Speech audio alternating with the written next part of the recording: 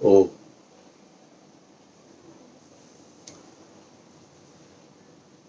Family series का आज का यह 27 जून का अंतिम सत्र होगा।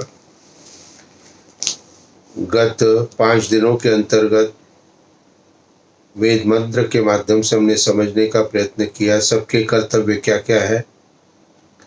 जिन्होंने मेरे अभी तक के 5 वीडियो नहीं देखे हैं वो जरूर आवश्यक रूप से देखें। और क्रमशः जो संतानों के लिए कार्य है, जो पति के लिए कार्य है, जो पत्नी के लिए कार्य है,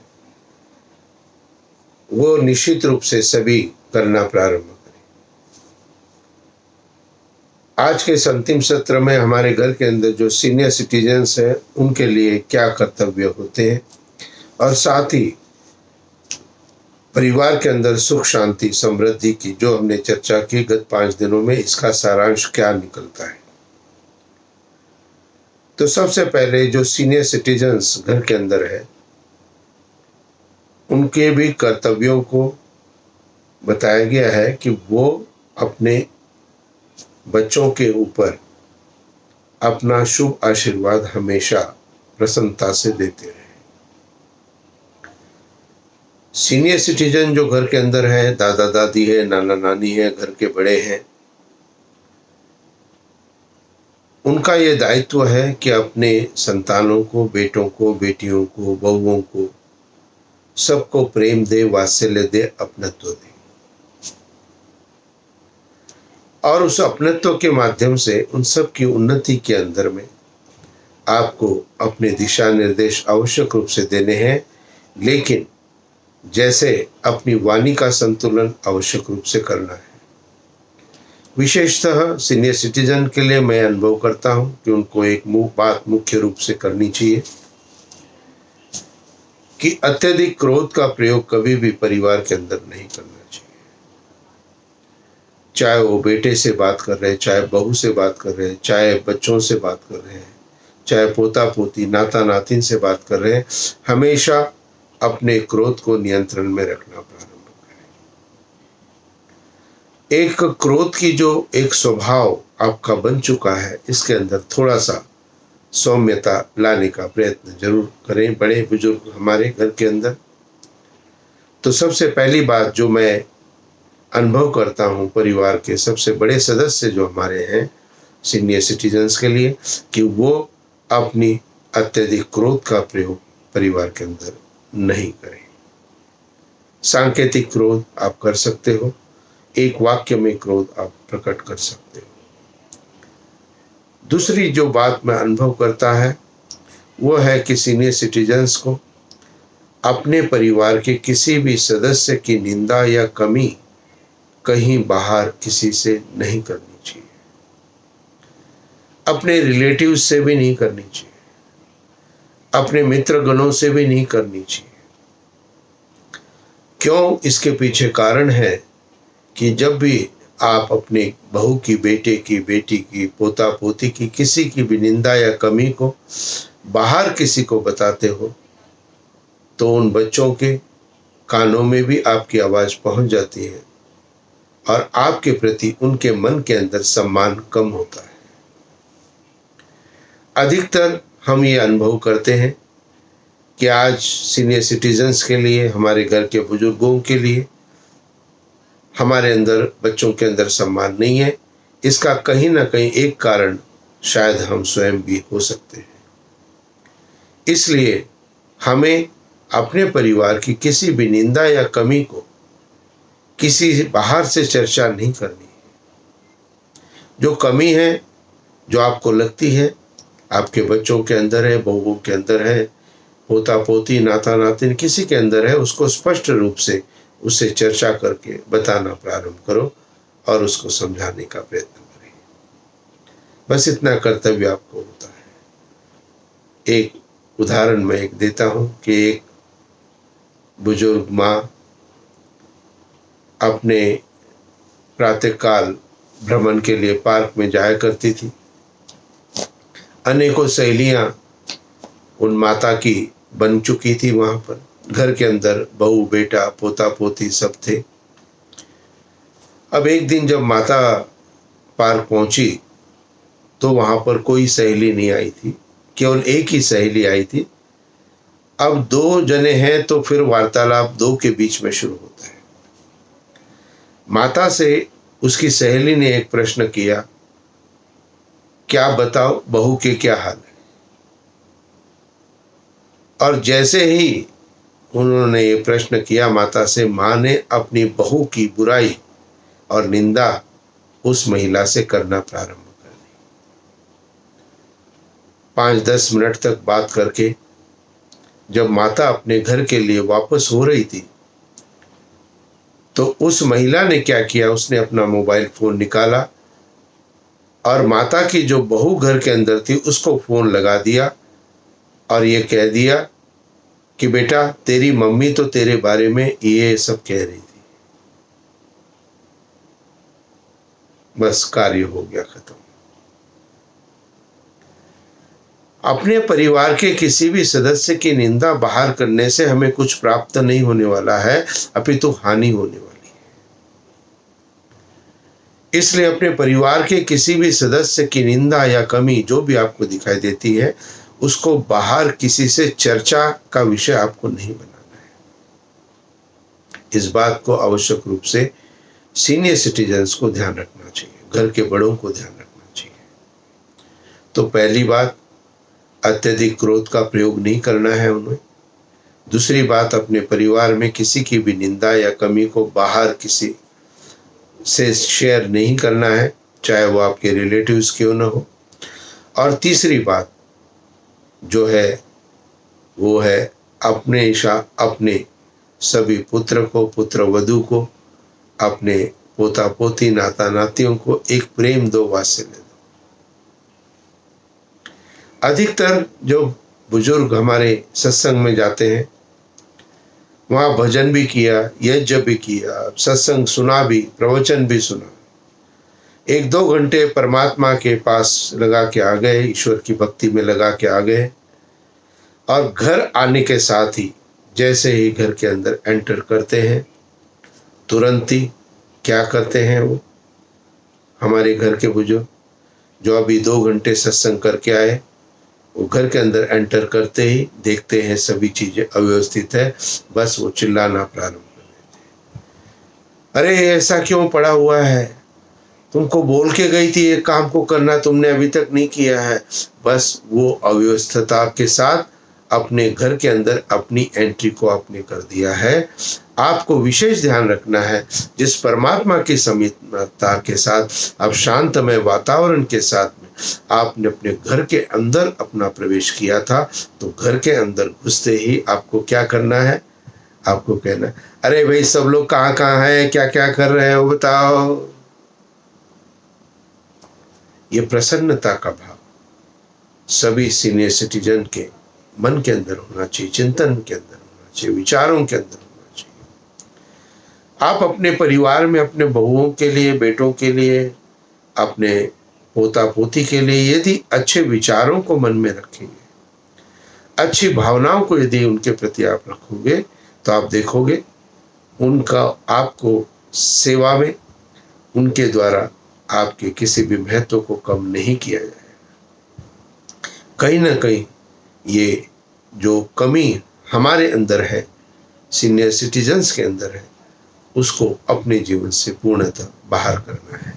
तो 3 बातें मुख्य जो सीनियर सिटीजन्स के लिए मैंने बताई, वो बताई कि अत्यधिक क्रोध का आपने प्रयोग नहीं करना है, अपने घर के परिवार के किसी भी मेंबर की कोई भी बुराई या निंदा बाहर किसी से नहीं करनी है, और अपने परिवार के सभी बच्चों को अपना प्रसन्नता और शुभ आशीर्वाद देना प्रारंभ करना है। अभी जो फैमिली सीरीज के अंदर सारे कर्तव्य सबके मैंने आपको बता दिए। सोमवार 22 तारीख से प्रारंभ हुआ, तो संतान के लिए, पति के लिए, पिता के लिए, माता के लिए, पत्नी के लिए, ये सभी सीनियर सिटीजन्स के लिए इन कर्तव्यों को मैंने बता दिया। अधिकतर समय हम क्या करते हैं, हम दूसरे को देखना प्रारंभ करते हैं। पति देखता है कि पत्नी के लिए तो कहा गया है, मीठी वाणी का प्रयोग करो, शांतमय वाणी का प्रयोग करो। मेरी पत्नी तो शांतमय वातावरण को करती नहीं। ऐसा आपको नहीं करना है। आपने सोचना है कि मुझ पति के लिए उसके अंदर क्या निर्देश दिया गया है, उस वेद मंत्र में मेरे लिए क्या बताया गया, उसको मुझे अपने जीवन में धारण करना है। तो इसलिए प्रत्यक्ष रूप से दूसरे के लिए क्या कहा गया है और दूसरा क्या कर रहा है, इसके ऊपर चिंतन को अपना हटा करके अपने स्वयं के अंदर के चिंतन को प्रारंभ करना है कि मेरे लिए क्या निर्देश है, क्या मैं उन निर्देशों का पालन कर रही हूं या नहीं कर रही हूं, क्या मैं उन निर्देशों को अपने जीवन में अपना रहा हूं या नहीं अपना रहा हूं। ये पति पत्नी माता पिता बच्चों बुजुर्गों को सबको देखना है। और केवल मात्र जो आपको वेद मंत्र ने यहाँ निर्देश दिया है, उस वेद मंत्र के निर्देश को आपने अपने जीवन में अपने लिए जो है उसको ही धारण करना है। यहाँ व्याख्या मैंने 6 दिन तक की है, सबके लिए की है, लेकिन आपका जो भाग है इसके अंदर, उस भाग को आप पूर्ण कर रहे हो या नहीं कर रहे हो, ये विशेष महत्वपूर्ण बात है। आपके परिवार में सुख शांति आनंदमय वातावरण होना चाहिए। परिवार हमारी 5 उंगलियों के समान है। हमारी हाथ की 5 उंगलियां, इनका कार्य है पेट को भरना, भोजन को करना, किसी भी कार्य को करना। उंगलियां यही कार्य करती है। ठीक इसी प्रकार से हमारा परिवार भी है, उंगलियों के समान है। जहां पर 5 उंगलियां एक समान नहीं है, कोई छोटी है कोई बड़ी है, लेकिन जब भोजन करना होता है, जब पेट भरना होता है, जब कोई कार्य करना होता है, तब क्या करते हैं, सारी उंगलियां इकट्ठा हो जाती है। जब हम ग्रास बनाते हैं ना, तो हम ऐसे लेते हैं। अब अंगूठा छोटा है क्या इसमें? नहीं है। बड़ी उंगली की बड़प्पन कहाँ चला गया? इसमें खत्म हो गया। उसने अपने बड़प्पन को छोटा कर लिया है समन्वय के लिए, पेट को भरने के लिए। तो जिस प्रकार से घर के अंदर 5 उंगलियां छोटी बड़ी है, इस बात को आप समझिए कि आपके परिवार के अंदर भी छोटे बड़े सभी है। वो छोटे बड़े आयु के अंदर भी है, वो छोटे बड़े ज्ञान के अंदर भी है, वो छोटे बड़े व्यवहार के अंदर भी है, वो छोटे बड़े आचरण विचार के अंदर भी है। तो परिवार के सभी सदस्य एक समान नहीं है, लेकिन यदि सभी परिवार के लोग चाहते हैं कि हमारे परिवार में सुख शांति आनंद की प्राप्ति होनी चाहिए, तो सबको क्या करना चाहिए? इकट्ठा होना चाहिए। अंग्रेजी के अंदर एक फ्रेज आता है, the family who eats together praise together stage together. जो परिवार इकट्ठा बैठकर के भोजन करता है, जो परिवार इकट्ठा बैठकर के प्रार्थना करता है, वो हमेशा इकट्ठा रहता है। आज कहीं ना कहीं इन बातों का अभाव हमारे परिवार में है। इकट्ठा भोजन सबका नहीं होता है। अधिकतर परिवारों में इकट्ठा प्रार्थना नहीं होती है, और इसलिए परिवार के अंदर एकत्रीकरण नहीं होता है। इसलिए एक साथ होने का प्रयत्न करो। परिवार की आवश्यकता के लिए बड़े को अपना बड़प्पन छोड़ना पड़ेगा, झुकना पड़ेगा, छोटे को थोड़ा आगे बढ़ना पड़ेगा। तो इसलिए समन्वय की भावना जब परिवार के अंदर प्रत्येक व्यक्ति के अंदर आती है, चाहे वो संतान हो, संतान के अंदर बेटा बेटी हो, चाहे वो उनके माता पिता हो और परस्पर उनका जो संबंध पति पत्नी का वो हो, और चाहे इन सब के बड़े बुजुर्ग जो घर के अंदर है और घर के अंदर सीनियर सिटीजन हमारे अंदर है, ये सभी अलग अलग ज्ञान को रखते हैं। इनके अलग अलग व्यवहार है, इनके अलग अलग विचार है, इनका अलग अलग स्वभाव है। क्या है? स्वभाव है। इस बात को आवश्यक रूप से आप सभी पारिवारिक सामंजस्य के लिए समझ लीजिए। घर के प्रत्येक सदस्य का अपना स्वभाव है, और जैसा उसका स्वभाव है वो वैसा कार्य करेगा।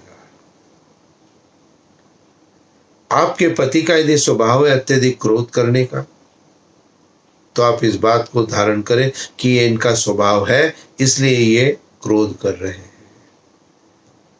ये मन से नहीं कर रहे, ये स्वभाव के कारण कर रहे हैं। तो इसलिए पारिवारिक सामंजस्य में इस बात को बहुत महत्व देना है कि प्रत्येक के अपना व्यक्तिगत स्वभाव है और उस स्वभाव के अंतर्गत प्रत्येक व्यक्ति अपनी दैनिक कार्य करता है, अपने स्वभाव के अनुसार वो चलना चाहता है और दूसरे व्यक्ति को, दूसरे लोगों को उस स्वभाव के साथ अपने सामंजस्य को बनाना चाहिए। Supportive manner to support other family member in the family, not to discredit them, not to behave like what they didn't want from you. हाँ, बच्चे, माता पिता चाहते हैं कि बच्चे एक बार में मेरा कहना माने, तो बच्चों को इस बात को समझना चाहिए कि माता पिता को अच्छा लगता है यदि उनकी एक बार में मैं कहना मानता हूँ, तो सभी बच्चों को एक बार में कहना मानना चाहिए। यदि पत्नी को लगता है पति को क्रोध नहीं करना चाहिए, तो वो स्वयं भी अपने क्रोध पर नियंत्रण करना प्रारंभ करे। यदि वो चाहते कि घर के अंदर शांति हो, तो घर के अंदर शांति के लिए घर के प्रत्येक सदस्य को प्रयत्न करना चाहिए। अधिकतर जो कोई भी व्यक्ति घर के अंदर शांति चाहता है, यदि भरी सभा में मैं पूछूं कि घर के अंदर शांति कौन चाहता है, बताओ, आपको विश्वास नहीं होगा। प्रत्येक का हाथ उठेगा या नहीं? आप कहेंगे सबका हाथ उठेगा। अब सब शांति चाहते हैं घर के अंदर, लेकिन शांति प्राप्त नहीं है। कारण एकमात्र केवल इतना है कि जो व्यक्ति शांति चाहता है परिवार का, वो स्वयं शांत नहीं रहता है। इसलिए यदि आप चाहते हैं घर के अंदर शांति है, घर के अंदर सुखमय वातावरण बने, घर के अंदर आनंदमय वातावरण बने, तो आपको स्वयं को शांत करना प्रारंभ करना पड़ेगा और आपकी शांति ही परिवार के अंदर समन्वय देनी पड़ेगी। आज से लगभग 35-40 वर्ष पूर्व जब मैंने प्रचार कार्य प्रारंभ किया था, तो एक बात मेरे मन में आई थी कि जब तक परिवार के अंदर सामंजस्य नहीं बनेगा, एकता नहीं बनेगी, परस्पर प्रेम भाव नहीं होगा, उस घर के अंदर ईश्वर की व्यवस्था को स्थापन करना बहुत कठिन होगा। इसलिए सबसे पहले उस प्रभु के निर्देशों को अपने जीवन में धारण करना प्रारंभ करो। उस प्रभु के निर्देश जो वेद वाक्य है, वेद मंत्र की शिक्षा है, उनको अपने जीवन में धारण करें। तो यह जो मंत्र जिसको कि हमने इस पूरे सप्ताह एक चिंतन किया है और ये कहा गया, अनुव्रत पितु पुत्रो माता भूत सम्मना जाया पते मधुमति वाचम वदतु शांतिवाम। तो ये प्रत्येक के कर्तव्य क्या क्या है, ये मैंने निर्देशित की गए। सुनिए, देखिए, समझिए, विचार कीजिए। और अथर्ववेद जो विज्ञान का वेद है, विशिष्ट ज्ञान, विज्ञान का अर्थ है विशिष्ट ज्ञान। तो ये स्पेशल नॉलेज है, खाली नॉलेज नहीं है, स्पेशल नॉलेज। स्पेशल नॉलेज को जरूर अपने जीवन का अंग बनाए और जो इसके अंदर निर्देश दिए गए हैं, उन निर्देशों का पालन आप स्वयं करना प्रारंभ करें। मेरी अपनी एक व्यक्तिगत इच्छा, जिन भी परिवारों में मैं जाता हूँ, जितने भी लगभग 300 परिवार मेरे जिनके परिवारों के अंदर जाकर के मैं यज्ञ आदि कराता हूँ, जिनके लिए मैं धार्मिक कार्यों को कराता हूँ, उन सभी परिवारों के अंदर एक बात मैंने आवश्यक रूप से स्थापना करने का प्रयत्न किया है, वो है पारिवारिक समन्वय, पारिवारिक एकता। इसलिए परिवार बहुत महत्वपूर्ण होता है। इसके अंदर सुख, शांति, आनंद और स्वर्ग में वातावरण होना चाहिए। तो कल संडे प्रवचन मेरा आवश्यक रूप से आप सुने, और कल संडे प्रवचन में मेरा विषय होगा ओम के ऊपर, ओंकार उपासना, ओंकार का जप हम कैसे करें। तो ओंकार जप और उपासना ये कल का मेरा विषय होगा, जिसके अंतर्गत ओम के महत्व को बताया जाएगा। ओम और ओंकार दो शब्दों का अलग अलग प्रयोग क्यों किया गया है, ये भी मैं आपको कल चर्चा करूंगा। और जैसे मैंने कहा है, अब मेरे वीडियो आपको YouTube के ऊपर ही प्राप्त होंगे। अब मैं व्हाट्सएप आदि से आपको नहीं भेजूंगा, इस बात को आप ध्यान में रखें। नए जो भी व्यक्ति जुड़ेंगे उनको मैं व्हाट्सएप से थोड़े दिनों तक भेज के प्रेरणा दूंगा, जिससे वो मेरे यूट्यूब चैनल से जुड़े। आप सब ने मेरे चैनल को सब्सक्राइब किया है, मैं आपका हार्दिक आभारी हूँ। जिन्होंने नहीं किया है वो आवश्यक रूप से मेरे चैनल को स्वयं सब्सक्राइब करें और अपने परिवार के प्रत्येक सदस्य के फ़ोन पर भी, मोबाइल पे भी सब्सक्राइब कर दें, जिससे उनको भी मेरे वीडियोस नित्य प्रति प्राप्त होना प्रारंभ हो जाएंगे। आशा करता हूँ आप मेरा सहयोग करेंगे। इति ओम शांति शांति शांति। ओम